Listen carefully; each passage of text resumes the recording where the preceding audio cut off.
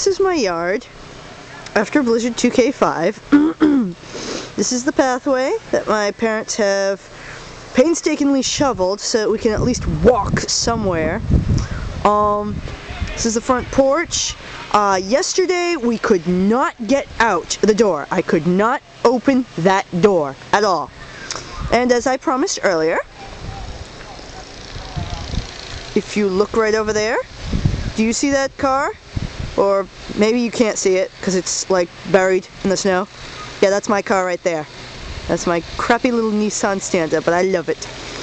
Tons and tons of snow. Everybody else is digging themselves out of the snow. And it's pretty cold out here, so I'm gonna go inside now.